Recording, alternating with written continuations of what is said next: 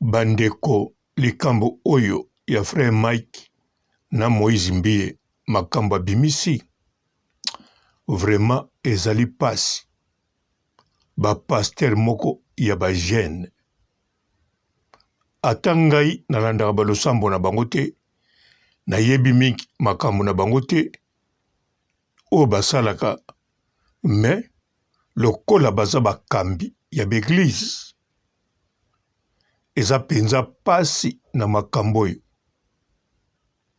surtout makambo yango nayokaka yango deja epai nga nalandaka liloba pa ya frère JF Ifonge bandeko nga frère JF Ifonge mbote ba papa ba mama bandeko mbote ba rando na ba randonnette mbote batoyo balingaka rando na ba oyo balingaka rando te mbote ba jeune garçon na ba jeune fille mbote bana mike na ba bébé mbote ba Sainte Anuarite Sainte Thérèse Sainte Ingrid Kabongo bandeko ngai frère JF Ifonge en tout cas nalandaka ye narataka vraiment te ata narate nakobanda kolanda neti narataki oyo ya mateya ya bafi oyo babimi na bambwa me nalandi pourquoi nalandaka parce que frère JF Ifonge vraiment akonvrekanga pe apesanga posa nalandaka ye ata bamateya mosusu to makambo atangi na bakombo ya bato mosusu ata nazomona yango flou nalandaka kaka surtout eloko moko nazalaka nango nazwaka frère JF Ifonge lokuta te ata makambo yango eza nango molili ata nazokomprendre yango te ata nakozwa yango te soki eza verité na miniti wana me lokuta namonaki lokuta te mpe ntango nalandaka ye nayebaka azoloba mpenza oyo ye azomona to oyo asololi na Nzambe me ngai nalaka wana alors makambo oyo frère Moïse Mbie alobi bino nyonso bokamwe me nga ntango nayoki yango mbala moko nakanisi bamateya osi nalandaki pa ya frère JF Ifonge soki nga moko nazalaki flou sikoyo namoni lisusu clair gloire à Dieu nga frère JF Ifonge na dutaka na makambo na ye te ata nazomona flou vaut mieux na continuer komona flou ata bouillard me kodute na dutaka te lokuta nakangaki lokuta te yango wana ntango ebimi boye en tout cas mbala moko soki parti mosusu naza komona flou to brouillard mbala moko namoni clair ntango bino bozokamwa namoni pe clair pourquoi bokondanaka mingi ere moko ou bien ere moko bonegligeaka mateya ya frère JF Ifonge eza nango obligatoire te ondima ngo me ezali okokoyoka sans ke otia nango tembe tomona yango lokuta ou bien odute yango wana modele makambo ebimi ekokolakisa na ndenge nga nalandaka mateya ya pasteur ya frère JF Ifonge ekokolakisa problème eza na makambo oyo frère Pasteur Moïse Mbiye alobi te, me ezali na makambo mosusu ebombami na se ya makambo wana. Nakaniseli bango mabe te, nalobi kaka ndenge nga nalandaka frère JF Ifonge. Ponga nalandaka mateya ya mama Charlotte, wana eza du sans bakombo sans rando. Nalandaka oyo ya frère JF Ifonge parce que eza unique pas comme les autres. Ateyaka modèle moko te ekokani na bato. Amemaka rando na kati ya losambo na ndenge ya kimia. Bon, esalaka pasi, bashoki, ebetisaka bato mabaku, mais aza na méthode oyo ateyelaka akopiaka moto te. Aza na makambo oyo ye moko unique. Alors lokola eza unique, ebendanga papa robo kuna.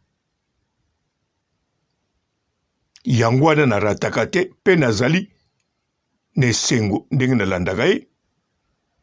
Yango wana na makambo oyo ebimi ya Moïse Mbiye alobi, bino moko botie kombo azolobela Mike mpe bozokamwa, nga ntuka nazokamwa te, navandi calme mpe naza fier ndenge nalandaka frère JF Ifonge. Namonaka nabebisaka penza tante mpe nakomisi nkolo po penza nabebisaka tante. Me makambo oyo ezoleka kuna nanu boyoki ebele te. Nga mpe naza na posa koyoka te. Naza mpe na posa ya kokontrole bango te, to kokondane, to kojuge. Mende na kokende koyoka toujours pai ya frère JF Ifonge.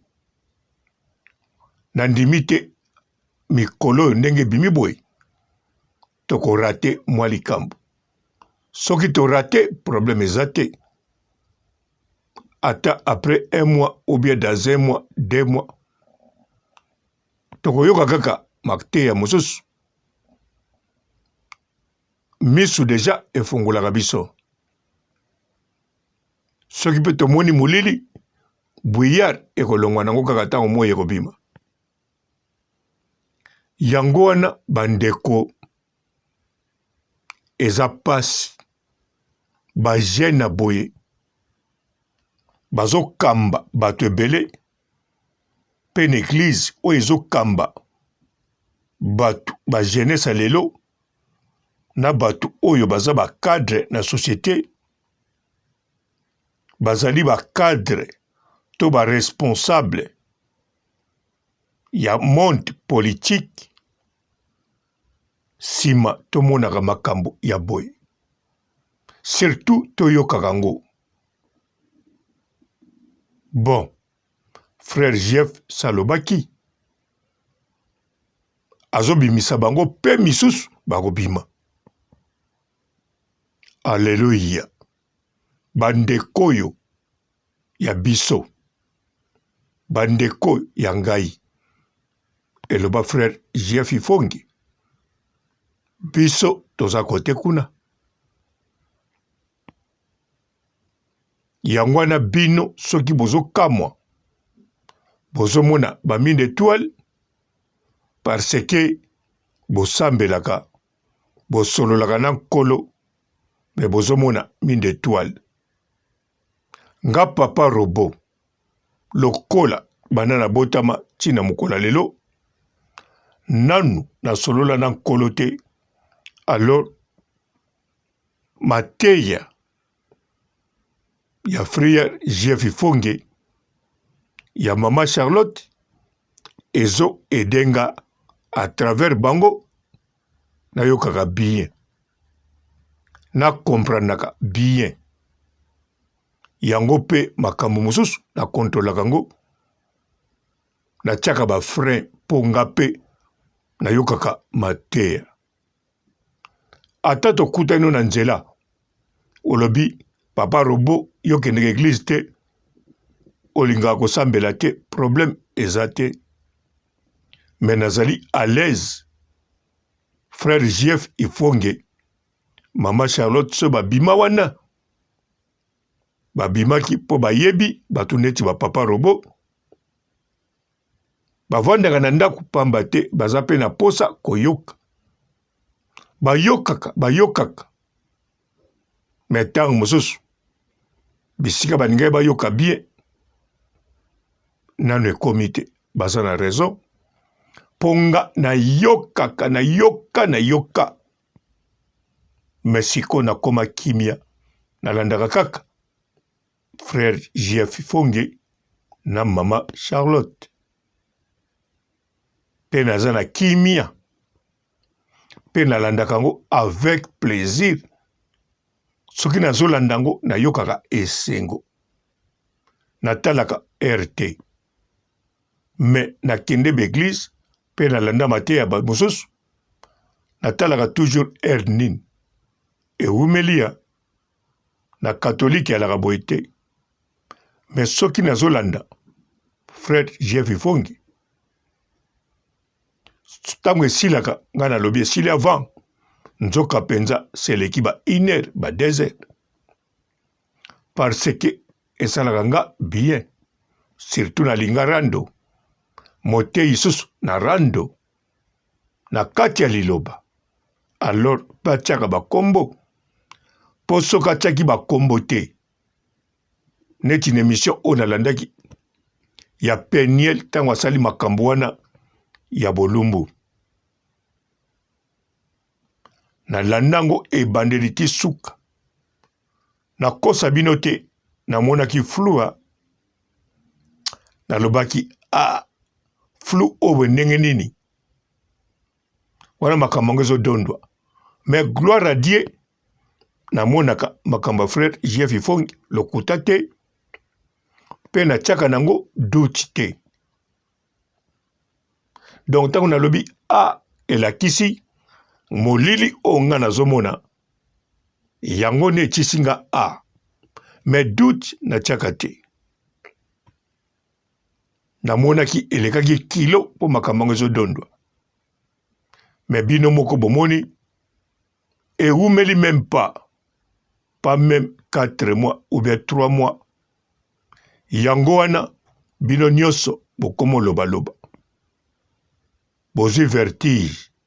Mais ngai nazwi vertige te. Babuyaro eyalaki liboso elongwe. Alléluia. Bandekoyo ya biso, bandeko ya ngai. Bonjour fidèles internautes de www.elengiakomba TV. Bonjour, bonsoir, balandi nyonso ya Elengi ya Komba. Congolaise TV. Belé partout dans le monde, partout où vous êtes, partout où vous êtes, Elengi ya Komba TV vraiment. Bonjour, bonsoir, on va abonner à fan nyonso ya Elengi ya Komba Congolais TV. Bonjour à mon boss, on a appelé ça vraiment un pandi. Bonjour à mon boss, JP Kiama. Je salue mon boss Balobi, boss des boss Babi, JP Kiama.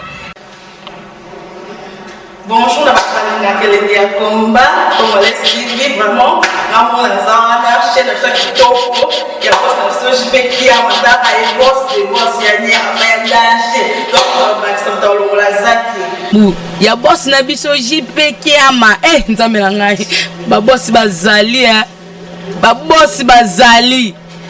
JP Kiama, le boss des boss. Napesi d'abord bonjour, te ba mbote belé na mo boss JP Kiama, wana na koza ngisaote. Donc na ko le katisana, napesa mo boss JP Kiama, boss des boss. Bonjour fidèles internautes de www.elengiakomba TV. Bonjour, bonsoir, balandi nyonso ya Elengi ya Komba. Congolaise TV. Belé partout dans le monde, partout où vous êtes, partout où vous êtes, Elengi ya Komba TV vraiment. Bonjour, bonsoir, on va abonner à fan nyonso ya Elengi ya Komba Congolais TV. Bonjour à mon boss, on a appelé ça vraiment un pandi. Bonjour à mon boss JP Kiama. Je salue mon boss Balobi, boss des boss Babi, JP Kiama.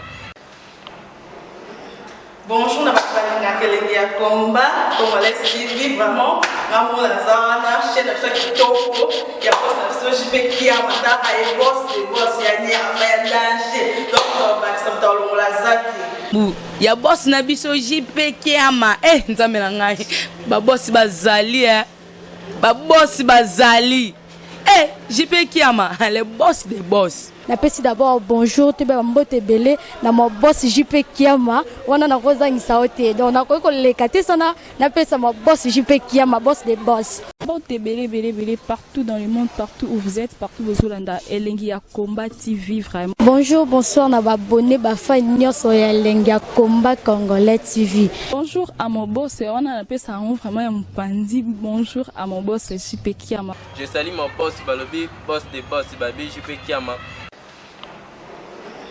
Bonjour, na balinga kelenge ya combat, congolais TV vraiment. Ngamo na zana chaîne ça kitoko ya boss na JP Kiama ta ay boss de boss ya ni ya danger. Donc ba samta longola zaki. Ya boss na biso JP Kiama. Nzambe na ngai. Ba boss bazali ba boss bazali. JP Kiama, le boss des boss. Napesi d'abord bonjour te ba mbote belé na mo boss JP Kiama wana na kozangisa ote donc na ko lekate sana napesa mo boss JP Kiama boss des boss.